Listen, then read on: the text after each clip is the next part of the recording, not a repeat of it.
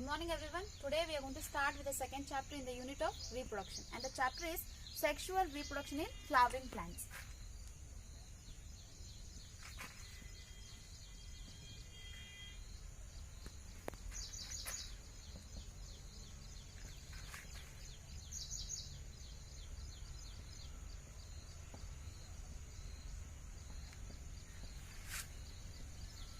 In this chapter, we are going to study the morphology, structure and the processes of sexual reproduction in flowering plants. Flowering plants is a term used for the angiosperms, and the organ which helps in sexual reproduction is the flower. So now let us study the structure of a flower with a diagram. So the flower is a modified stem and it consists of 4 orals. All these 4 orals or the floral parts are attached to a part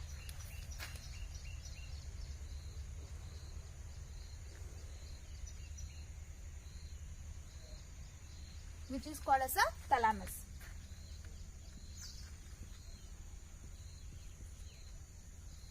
Or it is also called as a receptacle.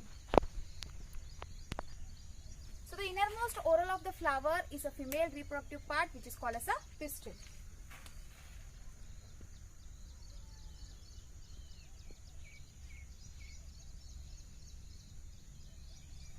The pistil consists of 3 parts, and the uppermost part is the stigma.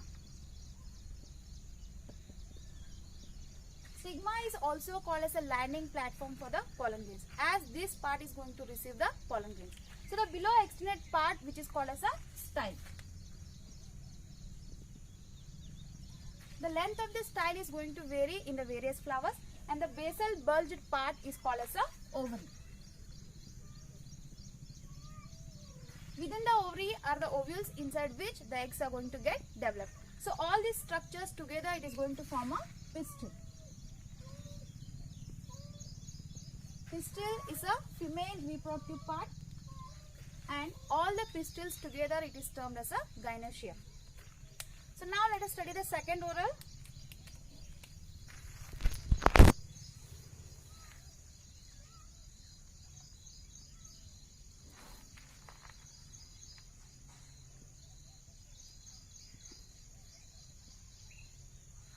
The second oral is the male reproductive part which is called as a stamen. So the stamen also consists of 2 parts. So the upper head-like structure is called as a anther,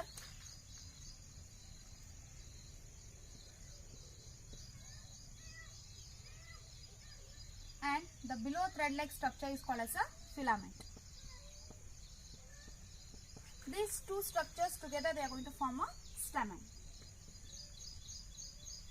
Stamen is a male reproductive part, and all the stamens are together called as a androecium. So the next oral is the petal.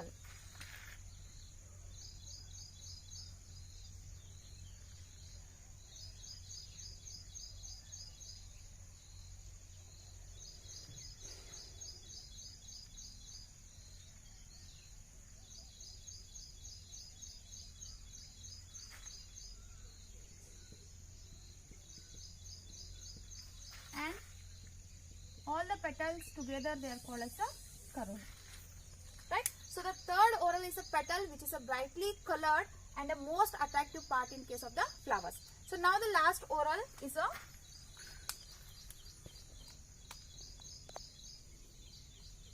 sepal, which is a small green leaf-like structures. All the sepals together it is termed as a calyx. Right?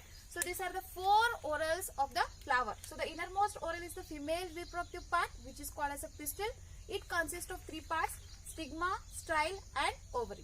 So the second oral is the male reproductive part which is called as a stamen. It consists of 2 parts. One is anther and the other is the filament. So the third is the most attractive part and the brightly colored petals, and the 4th oral is the calyx which is a small green leaf-like structures.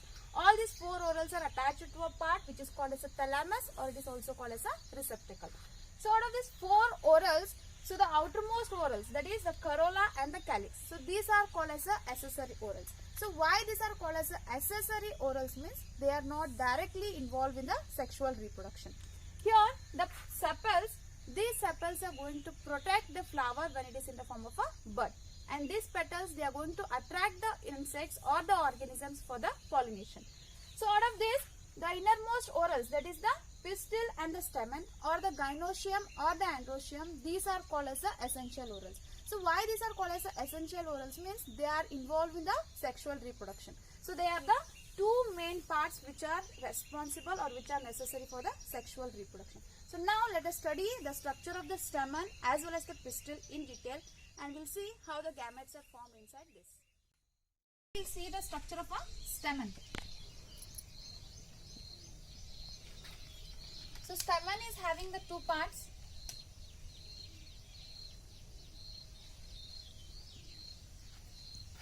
The head-like structure which is called as a anther, and the thread-like structure which is called as a filament. The filament is having two ends. So here the first point is called as a proximal end, and here it is called as a distal end. So the proximal end of the filament is either attached to the petal or it is attached to the thalamus. So the number and the size or the length of the filament is going to vary in the flowers of the different species. So coming to the anther, the typical flowers of the angiosperms are having a bilobed anther. That is, almost all the flowers are having a bilobed anther. So bi means two, lobe. So these flowers or these anthers are having the two lobes. And inside each lobe there are two theca. So that's why it is called as a dithecous. So theca means cavity, or it is called as a compartment. So here every lobe, so each lobe is having two compartments which is called as a dithecous, right? So theca is nothing but the compartment. And anther is a tetragonal structure. So it is a tetragonal structure. Tetragonal means it is a four-sided structure. It is having 4 microsporangia located at the corners.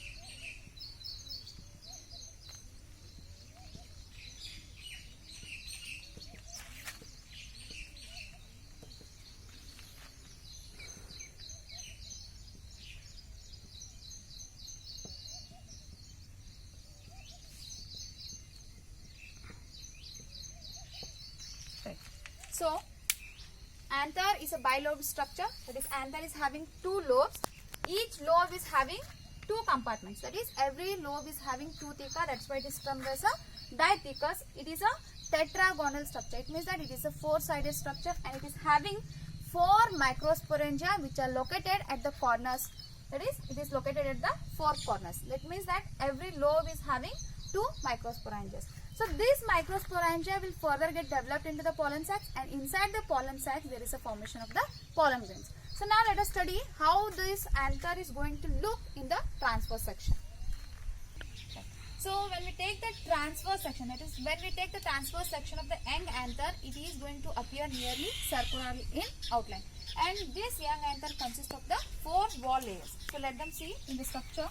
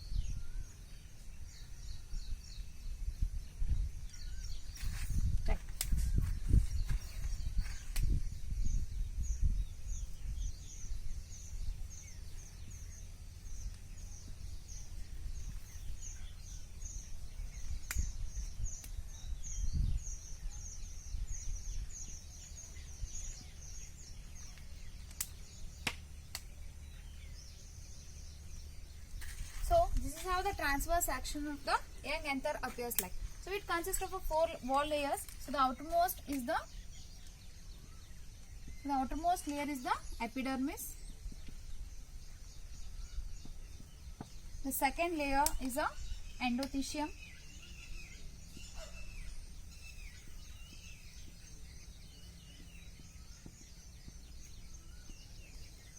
Third layers are the middle layers.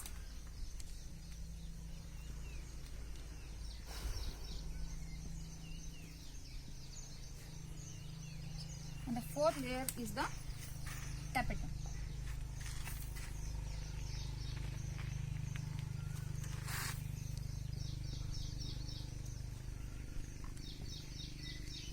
Right. So these are the 4 wall layers of the tears of young anther. So the outermost is the epidermis. So then comes the endothecium, then comes the middle layers, and the last one is the tapetum. So out of these 4 layers, the first 3 layers, that is epidermis, endothecium and middle layers. So these 3 layers are going to help they are going to provide the protection, as well as they are going to help in the dehiscence of the anther. So the dehiscence means breaking of the anther so that they can release the pollen grains. And now the last one, that is the tapetum. So what is the main function of this tapetum means it is going to provide the nourishment for the developing pollen grains. So these epidermis and endothecium are the single layers, whereas this middle layer consists of 3 to 4 layers of the parenchyma cells.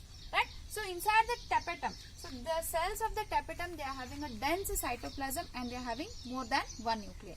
When the anther is young, it means when there is a young anther, so there are a large number of the compactly arranged homogeneous cells. So there are the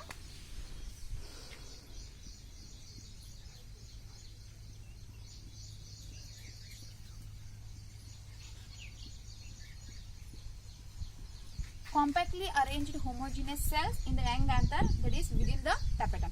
So these are nothing but the sporogenous tissue. Sporogenous tissue. So every cell of the sporogenous tissue, they are undergoing the meiotic division so that they can get developed into a microspore tetrad. So as the anther develops, so what happens means the cells of the sporogenous tissue, they are also going to get developed, and then they'll undergo the meiotic division so that they are going to form the microspore tetrads. So when the anther is going to develop, every cell of the sporogenous tissue, that is each and every cell of the sporogenous tissue is capable of undergoing the meiotic division. So that's why every cell of the sporogenous tissue, it means each and every cell of the sporogenous tissue, so we can term them as a pollen mother cells, right? So they are called as a pollen mother cells, or they are called as a potential sporogenous cells, or the potential pollens we can call them, right? So when the anther is young, it is having a compactly arranged homogeneous cells which are called as a sporogenous tissue.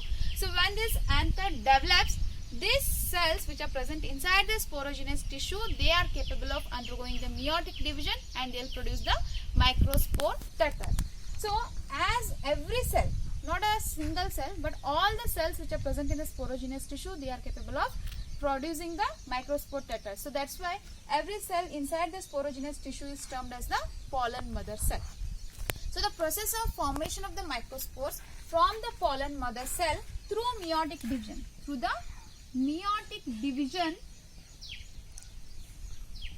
is termed as Microsporogenesis. Right? So the sporogenous tissue is going to give rise to pollen mother cells. These pollen mother cells, they will undergo the meiotic division to produce the microspore tetrads, and the process is called as a microsporogenesis. That is, the formation of the microspores from the pollen mother cell through the meiotic division is called as a microsporogenesis. Right? So when the pollen grains are formed, that is when firstly the microspores or the pollen grains are formed, so they are going to appear in the cluster of 4 cells. Means these pollen grains or the microspores which are produced through the microsporogenesis, they are formed in the cluster of 4 cells.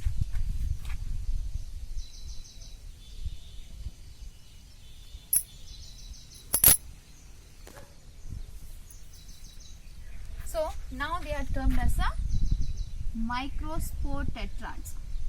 microspore tetrads. It means that 4 microspores are attached together with the help of a tissue which is called as a callus. Right? So this microspore tetrads, it is a cluster of 4 microspores. When this anther matures and dehydrates, so these microtetrads or the cluster of 4 cells, they are going to get separated and they are going to form the pollen grains.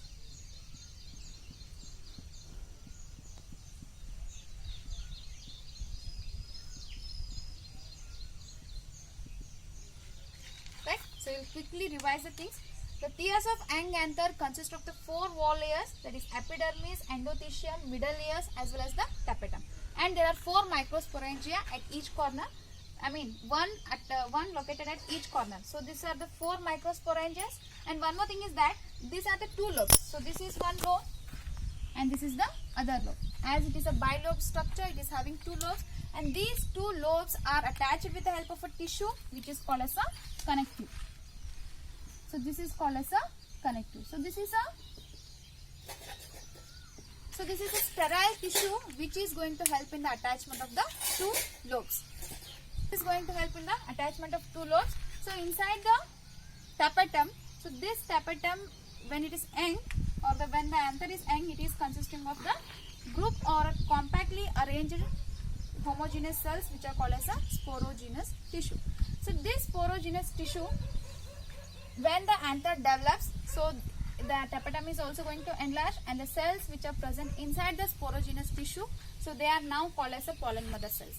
Why it is called as a pollen mother cell? Because every cell of the sporogenous tissue is capable of undergoing the meiotic division and it is going to form the microspore tetrad. So every cell of the sporogenous tissue is called as a pollen mother cell.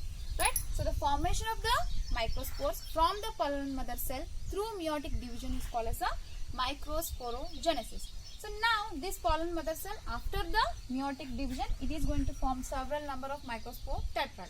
So what is this microspore tetrad? Means it is a cluster of 4 microspores and these 4 microspores are attached with the help of a tissue which is called as a callus. So once the anther is matured or once it is ready for the dehiscence or once it gets dehydrated, all this cluster of 4 microspores, they are going to get separated and now they are called as a pollen grains. So now they are called as a pollen grains. So every microsporangia is having several thousands of pollen grains and these pollen grains will be these pollen grains are going to release after the dehiscence of the anther. In the next class we will study in detail regarding the pollen grain and the female reproductive part of a flower.